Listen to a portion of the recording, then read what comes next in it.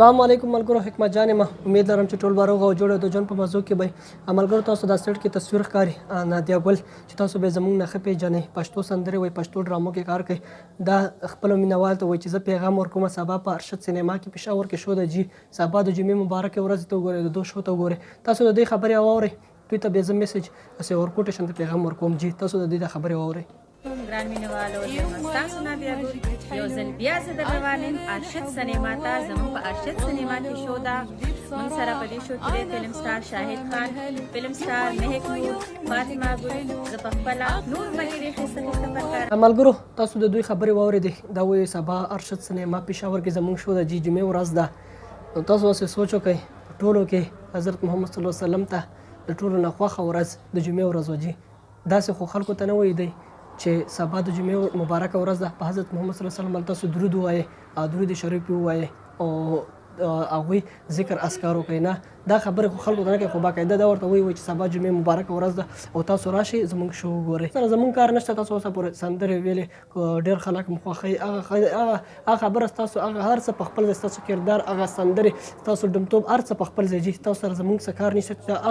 هر څه چې په سوشل میډیا کې زموږ پښتنو سره کار دی. جي پښتنو له یو ښه میسج، ښه پیغام ورکول دی. جي ملګرو چې تاسو سبا دوی له لاړ شئ، تاسو چې کومې حلالې پیسې ګټئ او تاسو د دوی شو له لاړ شئ، په دوی باندې وشیندئ.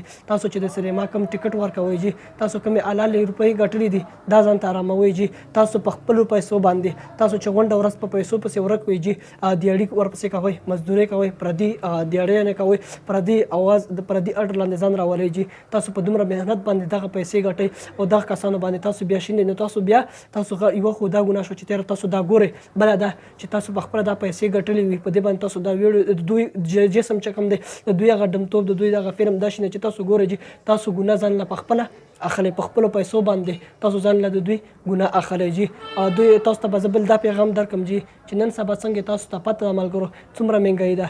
تاسو کور داسې څیز پرې راوړئ چې ستاسو د کور پوره پرې وشي، ستاسو بچي چې کوم دي هغه ښه تربیت پرې وشي، سکول فیس پرې ورکوئ. جي د مدرسې پیسې پرې لنډ کړئ. جي په داسې خلکو باندې پیسې مه ورکوئ.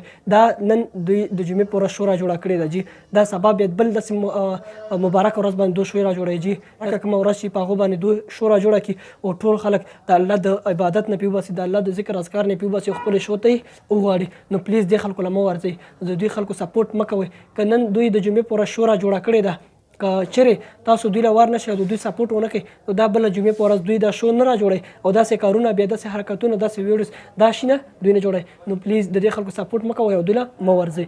ډېره مننه ملګرو، نننۍ ویډیو تر دومره ډېره وه. تر بله ویډیو پورې ما له راکړئ اجازه. د الله امان.